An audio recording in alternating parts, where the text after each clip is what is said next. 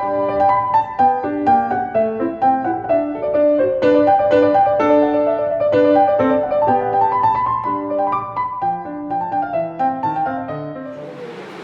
시간은 다 함께 하나님의 말씀을 나누겠습니다. 오늘은 출애굽기 13장 17절로 18절에 있는 두 절의 말씀을 가지고 저희들이 계속 함께 나누던 인물 중심의 성경 공부를 이 오전 시간에 지속하겠습니다. 오늘 그리고 다음 주 두 주 동안에 제가 이 모세와 관련된 설교를 끝마치면 이제 모세에 대해서는 더 이상 제가 설교를 하지 않겠습니다. 물론 더 많은 그런 설교의 제목들이 있지만은 성경 안에 많은 인물들을 우리가 함께 살펴보기 원해서 모세에 관한 이야기는 우리 이번 주와 다음 주 두 번의 설교를 통해서 제가 마무리 짓도록 하겠습니다. 출애굽기 13장 17절 18절 두 절의 말씀을 제가 받들어 읽도록 하겠습니다.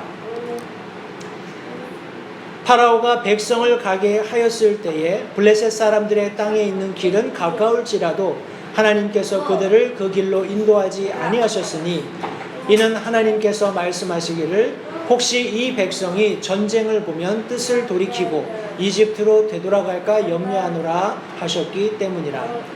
그러나 하나님께서 홍해의 광야길을 통해 백성을 인도하시니 이스라엘 자손이 이집트 땅에서 나와 무장을 하고 올라가니라. 오늘 이 본문의 말씀을 가지고 하나님의 길을 찾은 사람 모세 첫 번째 설교를 성도님과 함께 나누기 원합니다. 말씀 위해서 잠시 기도하고 함께 말씀을 나누겠습니다. 하나님 감사합니다. 다시 한번 저희들에게 한자리에 모여 살아계신 하나님 앞에 영과 진리로 예배할 수 있는 이 복된 시간 허락해 주신 것을 다시 한번 감사드립니다. 하나님, 세상은 시시각각으로 변하고 있습니다.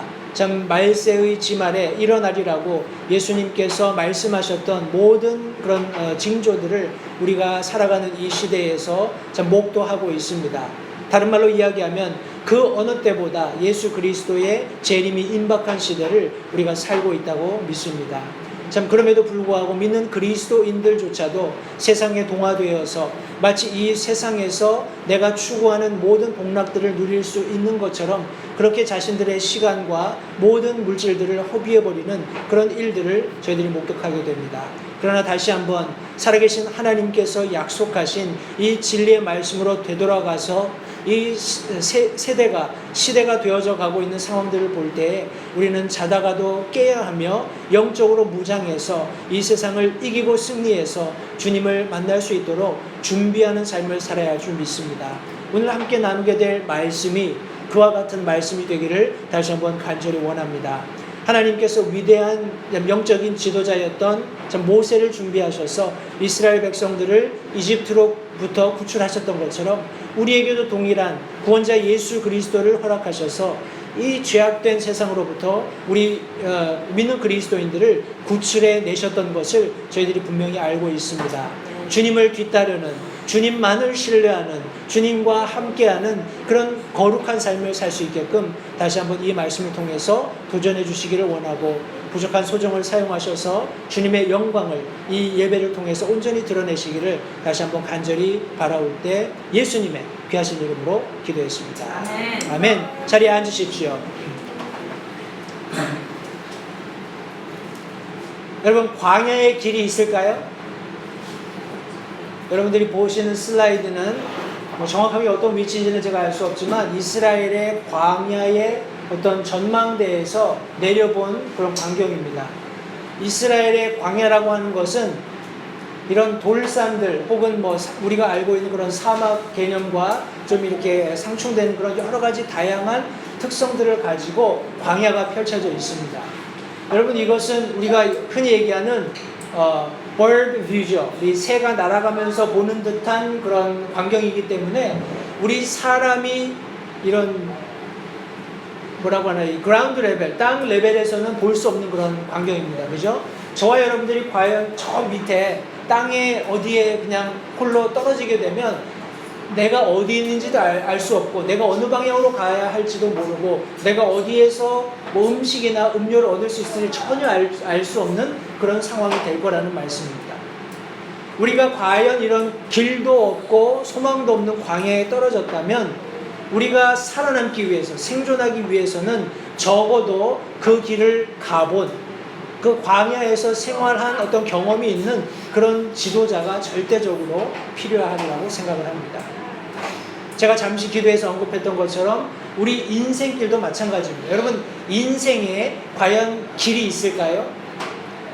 많은 사람들은 부자가 된, 아니면 사회적으로 성공한, 혹은 정치적인 어떤 영향력이 있는 다양한 사람들의 어떤 욕구에 따라서 나는 부자가 되고 싶다, 아니면 나는 세상적으로 성공하고 싶다, 아니 나는 정치적으로 어떤 힘을 얻고 싶다, 이런 자기의 가치관에 의해서 저 사람이 성공했으니까 나도 저 길을 따라야지 하는 그런 목적으로 그들의 삶을 추적하고 그들이 쓴 책, 그들이 여는 강연회를 참석하면서 나도 그렇게 되고자 하는 그런 의지들을 표출해냅니다. 그런데 과연 그것이 사람이 살아가는 인생에 있어서 합당한 가치 있는 길이냐 하는 것입니다. 여러분, 모든 사람은 죽습니다. 그죠? 부자도 죽고, 세상적으로 성공한 사람들도 죽고, 정치적으로 막강한 힘을 가진 사람들도 죽고, 모두 죽습니다. 따라서 이런 사람들이 보는 위치에서 이것이 성공이다, 저것이 성공이다 하면서 뒤따라가는 모든 삶은 궁극적으로 아무 의미 없는 삶이라는 것을 다시 한번 염두에 두시기 바랍니다. 따라서 우리도 인생을 살아가면서 인생이 가지고 있는 가장 근본적인 문제, 과연 내가 이 세상을 떠나게 되면 과연 나는 어떻게 될 것인가 하는데 해답을 주는 그런 지도자를 찾는다면 여러분과 저의 인생은 성공한 삶이라고 말할 수 있겠습니다. 그런 의미에서 저와 여러분들은 성공한 삶을 살고 있는 것입니다. 그렇죠? 비록 부자는 아닐지라도, 세상적으로 성공은 못했을지라도, 어떤 막강한 어떤 권력을 갖지는 못했을지라도, 저와 여러분들은 예수 그리스도라는 인생의 유일한 길이 되시는 구원자를 만남으로써 우리의 영혼의 문제를 해결했기 때문에 그런 의미에서 인생의 가치 있는 길, 유일한 길을 선택해서 성공한 삶을 살고 있다라고 말씀드릴 수 있겠습니다. 여러분, 이스라엘 백성들이 이집트의 노예로 어떤 삶을 살아가면서 거반 400년이 되었을 때 하나님께서 아브라함에게 약속하셨던 약속에 따라서 모세라는 위대한 주님의 종을 일으켜 세우시고 이제 이스라엘 백성들을 구출하기로 작정하셨어요. 모세를 만나주시고 그에게 사명을 주셔서 이집트로 돌아가서 이제 이스라엘 백성들을 이끌어오는 그런 장면을 성경이 묘사하고 있습니다. 그런데 한 가지 문제가 되는 것이 무엇인가 하니, 이제 저희들이 이제 추후에 계속해서 살펴보겠습니다만, 이스라엘 백성들을 과연 모세가 어떻게 구출했느냐 하는 데 대해서는 아직까지 많은 어떤 이견들이 있습니다. 우리가 아는 대로 하나님께서 이스라엘 백성들을 이집트에서 구출하셔서 홍해를 건너게 하시고 시내산에서 율법을 받게 하시고 마라에서 쓴 물을 단물로 바꾸시고 또 르비딤의 반석을 깨시고 또 엘림을 이런 다양한 우리 성경의 히스토리들이 있습니다. 그런데 과연 그 정확한 지정학적인 위치가 맞느냐 하는 것에는 여전히 오늘날까지 의견이 분분하다는 것은 굉장히 좀 아이러니컬합니다. 그런데 제가 최근에 접한 그런 어떤 아주 실제적이고 정확한 자료에 의거하면 그 이스라엘이 출애굽한 루트가 명확하게 우리 성경 말씀과 일치되게 드러나 있습니다. 때문에 제가 오늘 성도님들과 나누기 원하는 것은 어떤 의미에서는 다소 좀 이렇게 기존의 전통적인 출애굽 경로에 익숙하신 분들에게는 충격적인 것일 수도 있고 좀 파격적인 것이 될 수도 있겠습니다. 그러나 우리 하나님께서 이스라엘 백성들을 이집트로부터 구출하신 모든 과정 가운데 분명히 남겨져 있는 증거들이 있기 때문에 우리가 이 말씀을 함께 나누면서 실제적인 물증들을 보면서 성경 공부하는 것이 유익하다고 생각이 되어서 제가 이번 주와 다음 주 2주에 걸쳐서 우리 하나님의 길을 찾은 사람 모세, 이런 제목으로 모세에 관한 인물 연구의 마지막 우리 2번 말씀을 성도님들과 함께 나누도록 하겠습니다. 여러분, 저와 여러분들은 전통을 따르는 그리스도인들이 아닙니다. 맞죠? 저와 여러분들은 하나님의 말씀, 진리를 따르는 그리스도인들입니다. 때문에 전통이 아무리 무엇이라고 얘기한다 할지라도 성경이 말씀하고 있는 진리가 전통과 다르다면 우리는 과감하게 진리를 따르는 길을 선택하는 것이 옳다고 생각을 합니다. 여러분, 보이는 슬라이드는 우리 전통적으로 믿는 우리 출애굽의 루트입니다. 여러분 가지신 성경, 우리 흠정역 뒤에도 똑같은 우리 성경이 지도가 붙어 있는데, 흠정역이 우리 킹제임스 성경을 번역해서 옳다라는 것에 우리가 동의하지만 뒤에 붙어져 있는 우리 지도는 굳이 그런 어떤 권위를 두실 필요는 없습니다. 원래 성경은 이렇게 참고하라고 지도들이 붙어 있는 것이 아니기 때문에 이런 지도들이 첨가된 것은 최근의 일입니다. 때문에 틀릴 수 있어요. 그러니까 그런 것을 염두에 두시고, 여러분 뒤에 있는 출애굽 그 경로들을 보면 아마 여기 지금 빨간 선이 나타내고 있는 그런 어떤 출애굽의 전통적인 그런 루트를 아마 그려 놓았을 겁니다. 이 루트에 보면 시내산이 어디 있냐 하면 이 시내 반도에 시나이 페넨슐라라고 기록되어 있는 이 시내 반도의 남쪽에 위치해 있습니다. 우리 여기에 많은 뭐라고 할까요? 이렇게 이슈들이 있는데 그 이슈들에 대해서는 제가 다시 한번 조금 더 설명을 드리도록 하겠습니다. 여기 전통적인 그런 어떤 출애굽 경로에 의하면 이스라엘 백성들이 이 근처에 어디 홍해를 건넜을 것으로 추정합니다. 추정을 하고, 그리고 나서 이제 여정을 이 홍해의 길을 따라서 내려와서 여기 시내산에 도착하고 여기서 이제 십계명을 받는 그런 일들이 있었다라고 이야기를 합니다. 이 시내산 아래 보면 세인트 캐슬린이라는 그런 수도원이 있어요. 여기가 지금 시내산입니다. 우리 아까 제가 보여드렸던 요 전통적인 출애굽 루트의 요 시내산을 확대해서 보면 이렇게 보이는 겁니다. 여기가 시내산이고 여기가 세인트 캐슬린 수도원인데, 여기에 대한 히스토리가 좀 있습니다. 우리 제가 여러 가지 성도님께 알려드리고 싶은 게 많이 있는데 뭘 먼저 말씀드려야 할지 제가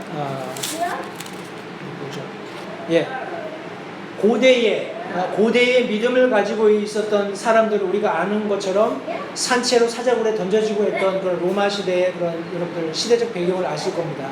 때문에 사람들이 그런 핍박을 피해서 이제 시내 반도에 있는 이 산악지대, 여기 지금 검게 보이는 부분이 산악지대입니다. 이 산악지대로 숨어들었어요.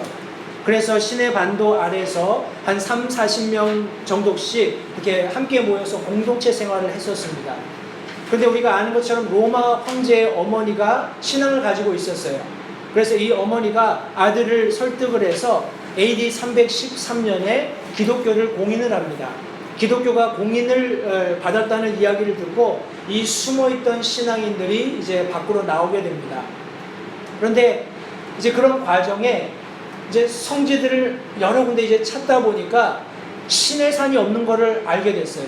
그래서 이제 그 당시에 여기 시내반도 남쪽에 지금 전통적인 시내산이라고 이렇게 명칭이 된 이 시내반도 남쪽에 거주하고 있었던 우리 와디 페이란이라는 그런 공동체가 있었습니다. 신앙 공동체가. 그래서 그 공동체와 협의해서 출애굽 이후 1700년 후에 여기를 그냥 시내산으로 하자라고 이렇게 뭐라고 할까요? 묵시적인 어떤 협약이 이루어진 겁니다. 그래서 그냥 여기가 시내산이 돼버린 거예요. 그래서 AD 610년에 마호멧 집권 이후에는 아무도 탐지하지 못하는 그런 지역으로 이제 사우디 지역이 이렇게 뭐라고 하나요?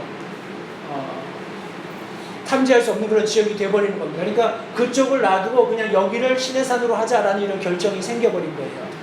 그러니까 한번 생각해 보십시오. 가령 이곳이 시내산이라면 출애굽을 해서 여기까지 오는데 여러 가지 성경이 말씀하고 있는, 제가 아까 말씀드렸던 뭐 홍해를 건너야 되고 뭐 엘림 그런 뭐 종려나무들이 있는 12 우물샘이 있는 곳이 있어야 되고 르비딤 반석이 있어야 되고 뭐 여러 가지 그런 홍해 사건과 그런 시내산에서 율법을 받고 뭐 황금 송아지를 드리고 하는 이런 여러 가지 일들을 이제 만들어내야 되잖아요. 그러다 보니까 이런 여러 가지 이렇게 위치들을 여기다 저기다 이렇게 얘기를 해놓으면서 우리 지도에 보면 물음표가 있습니다. 여러분 가진 성경 뒤에도 아마 제가 물음표가 있는지 정확히 잘 모르겠는데 개역 성경이 얘기하고 있는 이런 전통적인 루트를 이렇게 살펴보면 뭐 숲곳이다, 뭐 여기는 르비딤이다 해놓고서 물음표를 찍어놓은 곳이 있습니다. 심지어는 시내산에도 물음표를 찍어놨어요. 왜냐하면 정확하지 않기 때문에. 그러니까 뭐라고 할까요? 여기 말씀에 저 자료에 나와 있는 것처럼 출애굽이 있고 나서 고반 한 2000년이 지난 후에 시내산이 지정이 됐고 그 많은 어떤 뭐라고 할까요? 위치적인 지정학적인 자리들이 여기일 것이다 저기일 것이다 하고 추론이 되다 보니까 그런 많은 퀘스천들이 붙게 됐다라는 거예요. 그런데 재미있는 사실이 뭐냐면 지금 이곳이 시내산이라고 많은 그런 학자들이 추론하면서 이스라엘 그 땅, 여기 시내 반도를 막 이렇게 다니면서 여기가 거기였을 것이다, 여기가 그 위치였을 것이다라고 주장하지만 정작 이스라엘의 전통적인 학자들은 이제 이곳을 떠나면서 마지막에 뭐라고 기록했는가 하면 시내 반도에서는 어떤 그런 출애굽의 흔적도 우리가 발견할 수 없다라고 마지막으로 글을 남기고 이스라엘의 모든 이제 학자들이 이제 철수했다라는 그런 자료들이 있습니다. 이제 제가 성도님들과 함께 나누게 될 출애굽 그 지도는 이 지도인데 이 지도는 우리 김승학 박사라는 분이 계세요. 이분에 대해서 짧게 제가 소개를 하면 이분은 한국의 한의사입니다. 한의사이신데 여러 어떤 과정들을 거쳐서 사우디에 이렇게 의사로 파견이 됩니다. 한의학 그런 의사로. 근데 거기서 어떤 연이 돼가지고 사우디 왕자의 그런 디스크를 치료하게 돼요. 그리고 디스크가 깨끗이 나았습니다. 그래서 거의 뭐 양자까지 될 뻔한 그런 스토리들을 얘기하시더라고요. 근데 이제 양자가 되려면 종교를 바꿔야 되잖아요. 그래서 이분은 크리스찬이기 때문에 내가 그렇게 할 수 없다라고 해서 이제 왕자가 못됐다고 우스갯소리를 하시더라고요. 어찌됐건 간에 그분이 그런 왕자와의 인연 때문에 이쪽 사우디 서부 쪽에 자유롭게 여행할 수 있는 여행 허가증을 얻게 됐어요. 그래서 그분이 이곳을 다니면서 엄청난 그런 가시적이고 물리적인 출애굽의 흔적들을 발견하게 됩니다. 그리고 그것을 사진과 비디오로 찍어서 가져나오게 돼요.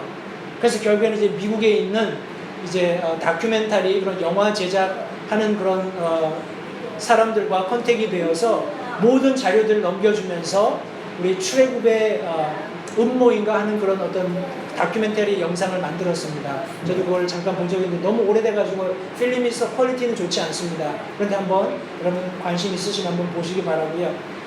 그런 과정을 통해서 이제 물론 이분이 김승학 박사라는 분이 독자적으로 이런 루트다라고 말한 것이 아니라 그 이전에 이미 제가 앞서 말씀드렸던 여러 출애굽 루트들이 있다고 설명드린 것처럼 전통적인 루트 외에 다양한 루트들이 있는데 이 루트일 것이다 라고 말한 많은 학자들과 동일하게 이분은 실제적으로 그곳에 가서 사진을 찍고 현장을 발굴하는 그런 과정을 통해서 그 설들이 유력하게 만들어준 그런 역할을 했던 분이라고 생각을 해요. 때문에 오늘 자료 속에서 이분이 언급했던 그런 출애굽 루트를 통해서 성도님들과 함께 하나님이 어떻게 놀랍게 우리 모세에게 하나님의 길을 보여주었고 그는 그 길을 찾게 되었는가 하는 내용으로 함께 좀 이야기를 해보고 싶습니다.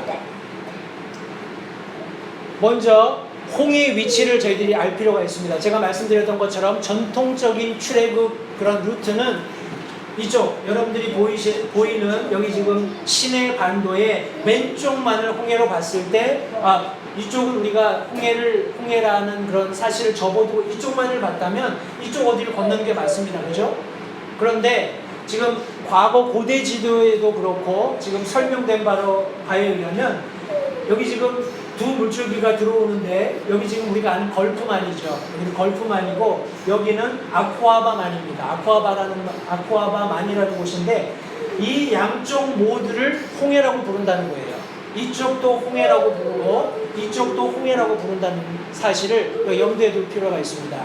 성경에서는 우리 열왕기 9장 26절에 솔로몬 왕이 에돔 땅의 홍해 해안 곧 엘로스 옆에 있는 엘시온 게벨에서 배들을 지으니라 라고 성경이 말씀하고 있습니다.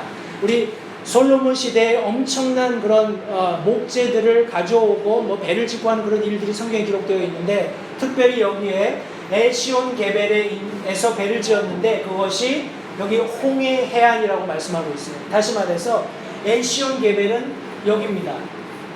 우리 지도에 있나요? 여기죠? 네, 여기 엘시온 게벨이라는 지명이 있습니다. 엘시온 게벨이 이쪽 홍해가 아니라 이쪽 오른쪽이 아쿠아바 만 쪽에 있는 홍해의 끝에 이쪽에서 솔로몬이 배들을 지었다라고 말씀하고 있어요. 이 땅은 에돔과 붙어 있습니다. 에돔의 끝이고 이스라엘 또 이집트 이렇게 지금 어떤 세 나라가 만나는 그런 지역에 위치해 있습니다. 따라서 우리 오른쪽에 있는 우리 아쿠아바 만 쪽에 있는 이 바다도 우리가 홍해라고 말한다는 것을 염두에 두시기 바랍니다. 이거는 제가 이제 구글에서 실제적으로 여러분들이 구글에 가시면 뭐 얼마든지 지금은 뭐 구글 얼스로 해가지고 3D로 해가지고 뭐 얼마든지 확인해 볼 수 있습니다. 실제적인 위치를 확인해 볼 수 있습니다. 여기 누웨이바라는 곳이 있습니다. 누웨이바 삼각주라고 하는데 제가 일단 사진을 보여드릴 텐데, 누웨이바 삼각주라고 하는 곳까지 여기 어딘가요? 저기 카이로에서, 이집트의 수도인 카이로에서부터 차로 여행을 하면 지금 한 6시간 정도 걸리는 곳으로 되어 있습니다. 6시간 정도 차를 타고 부지런히 달리면 여기 누웨이바, 여기 지금 아쿠아바 만에 있는 누웨이바라는 삼각주에 도착할 수가 있습니다. 여기 계속해서 하나님께서 이스라엘 백성들을 출애굽하실 때 바로에게 뭐라고 얘기하냐면, 모세를 통해서 적어도 3일 길을 떠나서 우리가 하나님을 섬기겠다, 그런 말을 계속 반복적으로 합니다. 3일 길 정도를 이집트로부터 나와야 되는데 그것이 왜 중요한가? 이제 우리 전통적인 출애굽 경로를 믿는 많은 사람들이 퀘스처닝을 가지고 있는 것이, 어떻게 이 길을 3일 만에 갈 수 있냐 하는 것이 퀘스천이에요. 그 많은 장정들만 60만이 되는, 그러니까 어린아이나 아녀자나 뭐 이렇게 노인들이나 다 합치면 거의 한 200만이 된다고 이야기하는데, 200만이나 되는 사람들이 함께 여행을 해서 3일 만에 어떻게 여기 뭐라고 하나, 이 사막의 광야의 끝자락까지 갈 수 있느냐 하는 것이 퀘스천입니다. 그런데 제가 이런 질문을 한번 드려보겠습니다. 여러분, 예수님께서 물고기 2마리 보리떡 5개로 우리 수천 명이 먹는 사람들을 먹이셨다라고 성경이 말씀하고 있는데 그거 믿으세요? 예수님께서 죽은 나사로야 나와라 라고 하니까 죽은 채로 걸어 나왔다고 성경이 말씀하고 있는데 그걸 믿으세요? 그렇다면 그런 거에 비하면 하나님께서 이스라엘 백성들을 불기둥, 구름기둥으로 인도하셔서 3일 만에 이 길을 갔다라고 믿는 것은 어떤 면에서 더 쉬운 겁니다. 그렇죠? 근데 성경이 뭐라고 말씀하고 있는지 한번 보십시오. 성경 말씀에 의하면 우리 민수기 24장 8절 말씀에 보시면, 하나님께서 그를 이집트에서 데리고 나오셨으니 그의 힘이 유니콘의 힘과 같도다. 전설적인 그런 말의 모양을 하고 있는 그런 어떤 동물인데 굉장히 힘이 세고 아주 날렵하고 용맹한 그런 동물의 상징입니다. 그가 자기 원수 민족들을 삼키고 그들의 뼈를 꺾으며 자기 화살로 그들을 꿰뚫으니라. 또 다른 말씀, 우리 시편 105편 37절 말씀에 의하면, 또 그분께서 그들을 은과 금과 함께 데리고 나오시니 그들의 지파들 가운데 허약한 자가 하나도 없었다라고 말씀하고 있습니다. 하나님께서 그들을 이집트로부터 구출해 내셨을 때, 건져내셨을 때 그들을 하나님께서 강력하게 힘을 공급해 주시고 길을 인도해 주심으로써 출애굽할 수 있게 도우셨다는 말씀입니다. 시편 이사야서 63장 13절 말씀은, 그들을 깊음 사이로 인도하되 광야에 있는 말같이 걸려 넘어지지 아니하게 한 자가 어디에 있느냐라고 말씀하고 계십니다. 여러분, 광야에 있는 야생마들을 한번 생각해 보십시오. 얼마나 용맹스럽고, 그들은 제갈도 없어요. 그들이 뿜어내는 그런 어떤 용맹스러움은 다 우리 말로 표현할 수 없습니다. 마치 그들이 광야에 있는 말들같이 넘어지지 않게 그들이 광야를 달릴 수 있게 하신 분이 하나님이라고 성경은 말씀하고 있는 것입니다. 민수기 23장 24절도 보라, 이 백성이 큰 사자같이 일어나고 젊은 사자같이 스스로 일어서서 탈취한 것을 먹으며 죽인 것의 피를 마시기 전에는 눕지 아니하리로다 하니라. 여러분, 우리 사자, 특별히 젊은 사자가 가지고 있는 그런 에너지라는 것, 혹은 용맹함이라는 것, 사냥할 때 그 사자들이 질주하는 힘을 여러분 아마 동물의 왕국이나 뭐 이런 것을 통해서 보셨을 텐데 감히 상상할 수 없습니다. 여러분, 우리 지난주인가요? 지난주에 여름 성경학교가 있었는데 저는 첫날 지나고 나니까 막 진이 쪽 빠지더라고요. 아이들 그냥 워치하는 것만으로도. 근데 이 아이들이 그렇게 한 서너 시간을 아주 신나게 뛰어놀고 그 다음날 오는 거 보면은 말짱해요. 어디서 그런 힘이 나오는지 모르겠습니다. 그런데 그런 아이들이 가지고 있는 힘을 능가하는 그런 에너지와 젊은 사자가 가지고 있는 그런 에너지, 그리고 광야에 있는 말들처럼 아주 활주하는 그런 용맹함을 하나님께서 이집트로부터 이스라엘 백성들을 구출하시는 과정 가운데 주셨다라고 성경이 말씀하고 있는 것입니다. 한 말씀 더 보겠습니다. 이사야서 63장 14절 말씀은 짐승이 골짜기로 내려가는 것 같이 주의 영께서 그를 안식하게 하셨나니 이처럼 주께서 주의 백성을 인도하심은 친히 영화로운 이름이 되고자 하심이니이다. 여러분, 짐승이 그 계곡을 거슬러 올라가는 것은 굉장히 힘듭니다. 그죠? 저도 이렇게 동물 나오는 다큐멘터리 보는 것을 좋아하는데, 여러분, 어린 사슴이 그 계곡을 막 뛰어 올라가, 영양 같은 것들이 우리 비탈진 그런 산들을 올라가는 것이 사람 눈에 보기에는 굉장히 아슬아슬해 보이지만 그 영양들이 뛰어가는 힘이 굉장합니다. 그런데 내려오는 것을 보면 정말 경쾌하기 그지없습니다. 그냥 발 디딜 때만 있으면은 그 돌들을 탁탁 박차고 내려오는데 정말 뭐라고 할까요? 아주 그냥 가볍기 그지없어요. 말씀에서처럼 짐승이 골짜기로 내려가는 것처럼 아주 편안하게 힘들이지 않고 그냥 길에 있는 그런 바위들이 있다면, 발 디딜 곳만 있다면 사뿐사뿐 밟고 내려오는 그런 짐승들처럼 하나님께서 이집트에서 이스라엘 백성들을 구출하셨다고 이게 말씀을 주고 있습니다. 여러분, 이것은 참으로 놀라운 하나님의 섭리가 아닐 수 없습니다. 여기 지금 다시 한번 제가 현대 지도에 누에이바라는 지역을 여기 지금 지도에서 찾았습니다. 아까 말씀드렸던 여기가 아쿠아바 마니고요. 저쪽 서쪽에 있는 홍해로 부르지만 우리 성경 말씀을 통해서 이쪽 동쪽에 있는 홍해도 같은 홍해로 부른다는 그런 전제하에 하나님께서 이스라엘 백성들을 3일 길로 인도하셔서 이제 이 누에이바로 인도하셨는데, 여러분, 재밌는 것이 무엇인가 하면 하나님께서는 원하시기만 하신다면, 제가 좀 돌아가겠습니다. 하나님께서 원하시기만 하셨다면 여기 에담 광야 끝에 이르러서 모세가 우리 파로 왕의 추격을 피해서 우리 이집트 군사를 죽이고 나서 도망하는 과정 가운데 얼마든지 이 에담 광야를 지나서 남쪽으로 내려가게 하실 수 있으셨을 거예요. 그죠? 굳이 홍해를 건널 필요가 없었다는 말이에요. 그런데 하나님께서는 에담 광야 끝에 다다랐을 때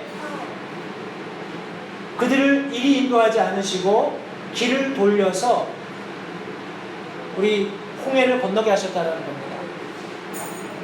여러분, 모세는 경험이 있잖아요. 그죠?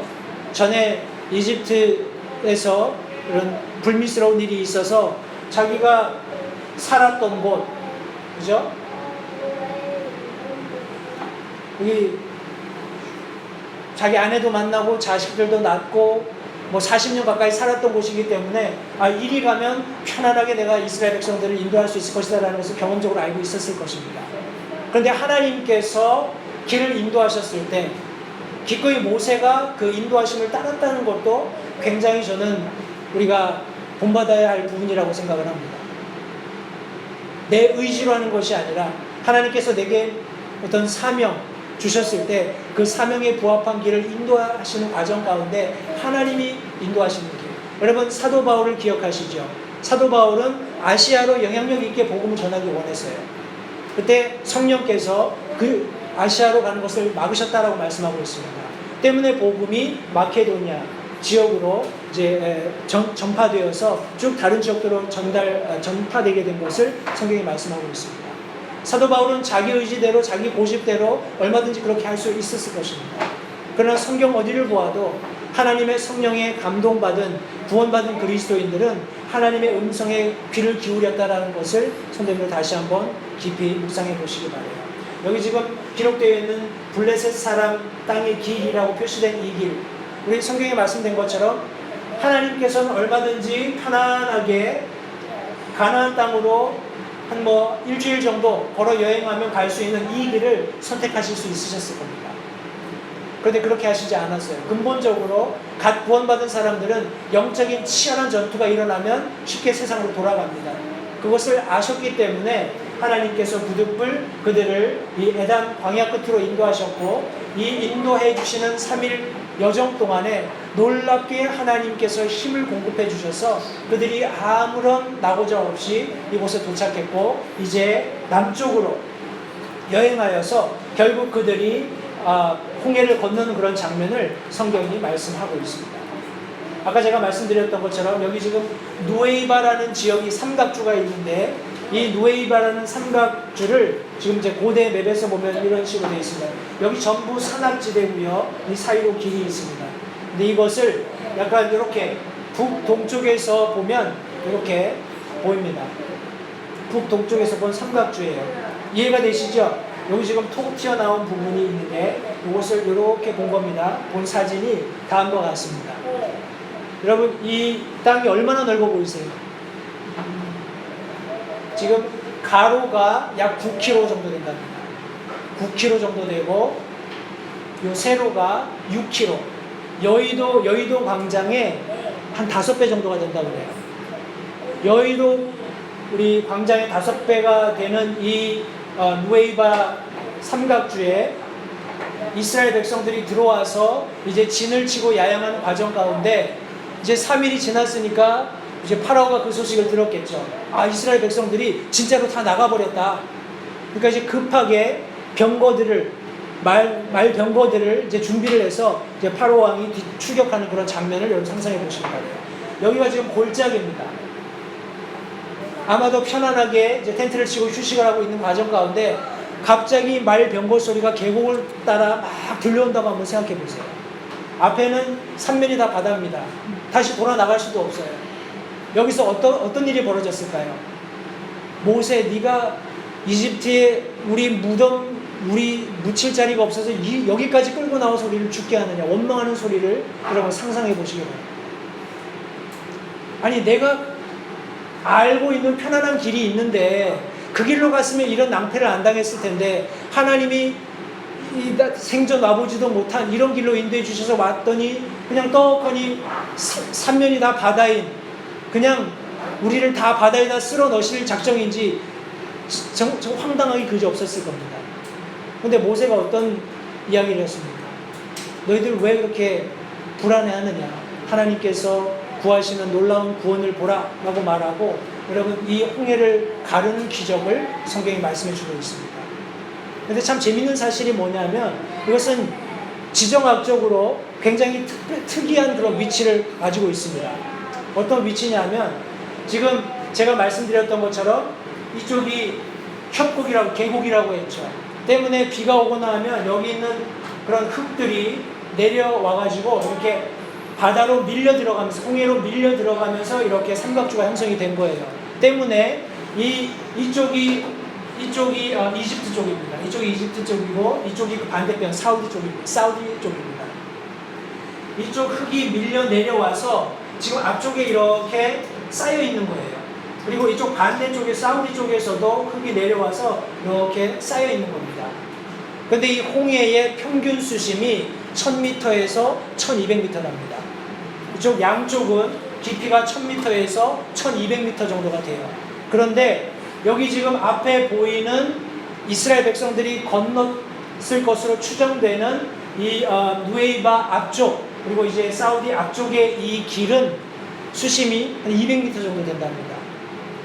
때문에 우리 모세가 지팡이를 높이 들었을 때 하나님께서 동풍을 불었다고 말씀하고 계시죠.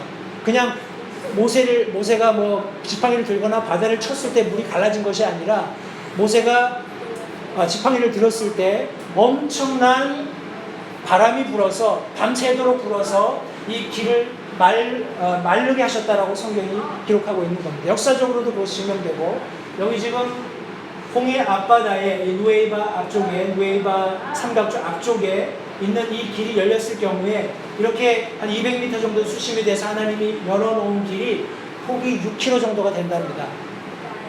조금 이제 차이는 있겠습니다만 충분히 이스라엘 백성들이 함께 건널 수 있는 그 정도의 길이 열리게 된 것을 여기 실제적으로 우리 지질적인 조사를 통해서 확인이 되었습니다. 여러분 보십시오. 여기가 지금 누에이바에 있는 그런 이제 뭐라고 하나요?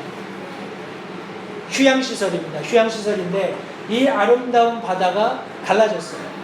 저 앞쪽에 보이는 곳이 지금 사우디 쪽입니다.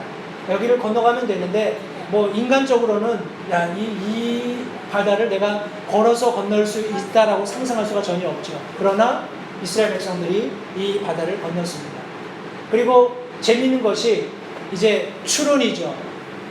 이집트 병사들이 병거를 끌고 와서 이제 말 병거를 끌고 와서 성경 말씀에 의하면 바다 중간에서 하나님께서 물로 덮으셨다고 했는데, 그렇다면 이 바다 어딘가에는 이집트 마차라든지 말이라든지 이런 사체가 있어야 되지 않겠느냐, 유해가 있어야 되지 않겠는가라는 그런 전제하에 카메라를 들고 많은 학자들이 내려가서 조사해 본 결과, 여기 이렇게 바닷속에 지금 여기 뭔가요, 누에이바 앞바다를 이렇게 찾아본 결과 많은 당시 이집트 마차의 바퀴들, 그리고 말의 잔해, 이런 것들이 발견했다는 거예요. 그리고 이 돌 기둥은 솔로몬이 이제 이후에 이곳이 이스라엘 백성들이 홍해를 건넌 장소다 해가지고 저쪽 이집트 쪽에 하나, 여기 사우디아라비아 쪽에 하나 해가지고 두 개를 세워놨답니다. 세워놨는데 제가 정확히 어느 쪽인지 모르겠는데, 사우디 김승학 박사라는 분이 그런 자유로운 여행 허가증을 가지고 있었기 때문에 사우디 쪽에 있는 사진을 찍을 수 있었고, 이집트 쪽에서도 동일하게 그런 위치를 그 돌기둥을 발견할 수 있었다라는 거예요. 근데 제가 어느 쪽인지 정확히 모르겠는데 한쪽에서 그러냐고, 고고학적으로 굉장히 놀라운 발견이라고 해놓고서 그 기둥을 들어가지고 그냥 바다에다 던져버렸대요. 그리고 이제 자기들만 알 수 있는 이제 표식을 해놨답니다. 왜냐하면 그렇게 되면 제 생각에는 이집트 쪽인 것 같은데 전통적인 출애굽 루트가 없어지는 거잖아요. 그럼 관광객이 끊기겠죠. 그러니까 그런 거를 두려워해서 아마 그 기둥을 물에다 버리지 않았나 하는 그런 이제 이야기를 장구치한 걸 제가 들었는데, 여러분 다시 한번 본문으로 돌아가서 하나님께서는 이스라엘 백성을 놀라운 방법으로, 우리가 전혀 상상할 수 없는 방법으로 구출해 내시고 실제적으로 인도하셨습니다. 그리고 그것들이 가시적인 물리적인 증거로 다 남아 있다라는 거예요. 제가 이제 홍해를 건넌 이후에 뭐 시내산으로 가는 과정, 이런 것들은 제가 다음 시간에 이제 성도님과 말씀을 나누면서 좀 더 사진 자료들을 많이 보여드리도록 하겠습니다. 좀 도움이 되셨나요? 네. 근데 성도님들 다시 한번 생각해 보시기 바래요. 제가 앞서 설명드린 대로 모세는 하나님의 길을 찾았습니다. 모세는 자기 경험이 있었어요. 모세는 얼마든지 하나님께서 내가 이제 이스라엘 백성들을 다 이집트로부터 이제 꺼내 놓았으니까 네가 알아서 인도해라, 이렇게 말씀하시지 않았다는 겁니다.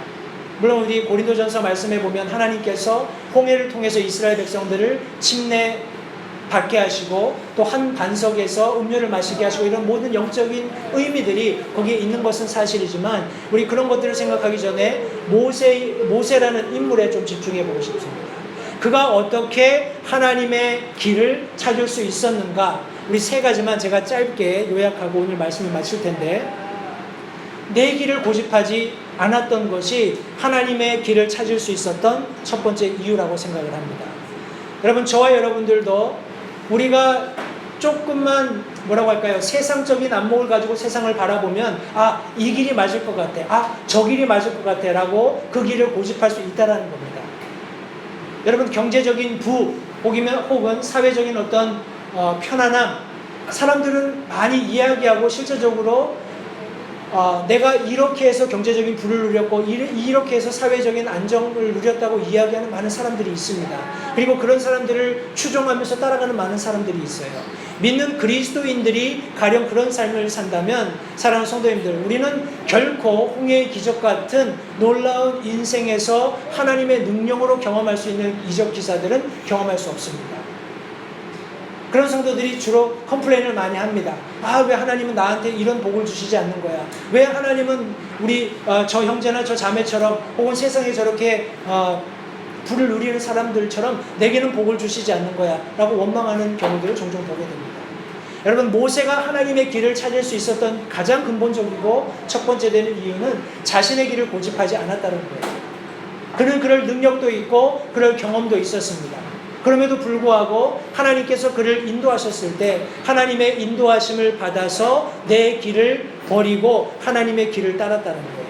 그러기 위해서는 성도님들, 하나님의 길을 인정해야 합니다. 우리 잘 알고 있는 잠언 말씀 같이 한번 찾아서 보겠습니다.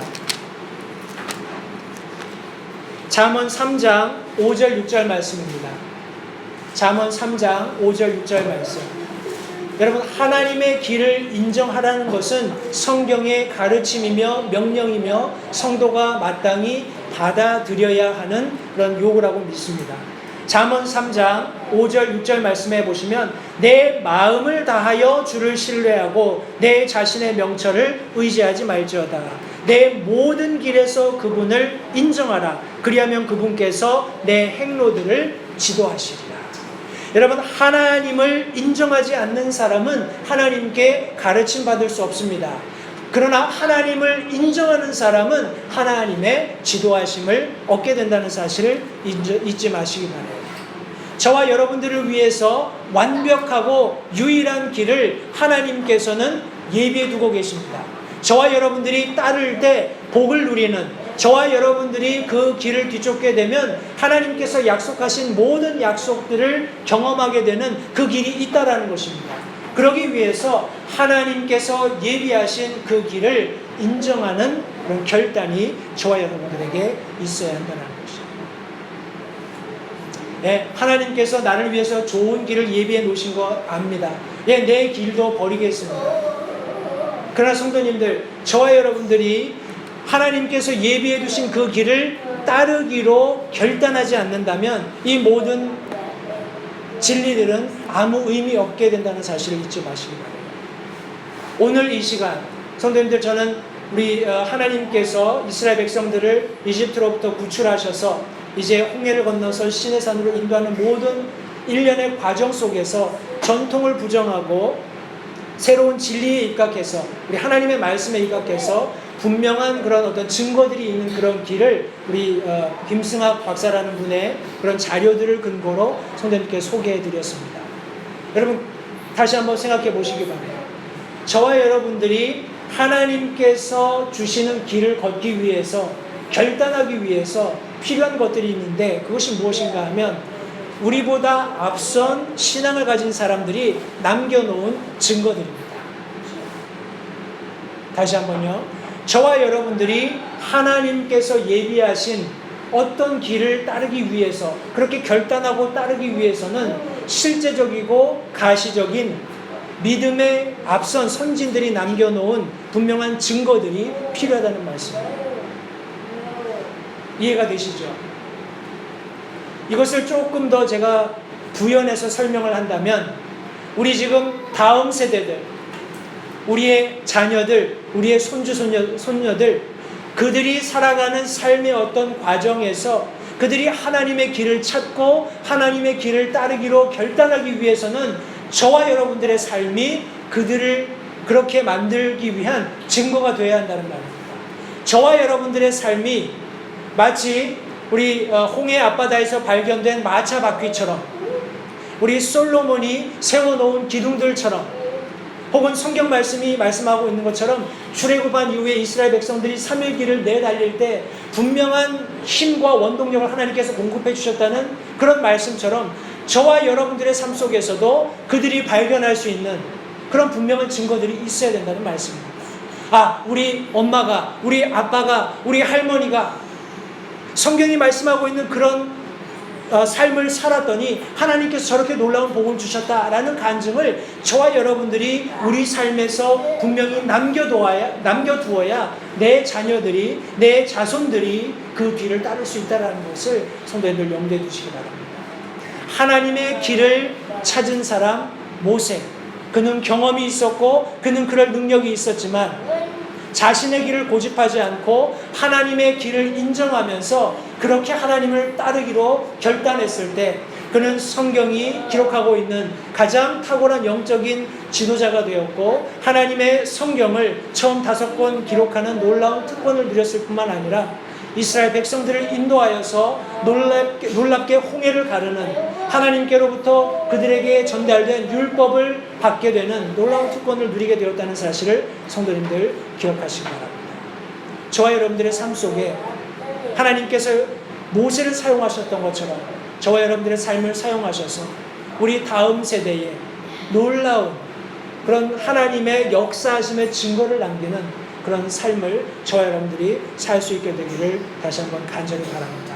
사랑하는 성도님들, 저와 여러분들이 그런 영적인 부담감을 가지고 살아갈 때 하나님께서 놀랍게 우리 삶에 그 계획하신, 저와 여러분들을 향해서 계획하신 길들을 보여주시리라고 믿습니다. 저와 여러분들의 앞길을 인도하시는 하나님의 음성을 들으시기 바라요. 내 길을 고집하지 마시고 하나님이 나를 위해서 완벽하고 아주 복된 길을 예비하신다는 것을 인정하면서 그 길을 따르기로 결단함으로써 하나님의 놀라운 복들이 저와 여러분들의 삶 속에 또 우리를 뒤쫓는 우리 후손들에게 지속될 수 있기를 다시 한번 간절히 바라는 마음으로 오늘 이 말씀을 전해드렸습니다. 다음 시간에 하나님의 길을 찾은 사람 모세 2번째 시간을 통해서 계속해서 홍해를 건넌 이후에 하나님께서 어떻게 이스라엘 백성들을 인도해 주셨는가 하는 내용들을 함께 살펴보면서 저와 여러분들의 삶 속에 하나님께서 전달해 주시는 교훈을 다음 시간에 계속해서 나누겠습니다. 기도하겠습니다.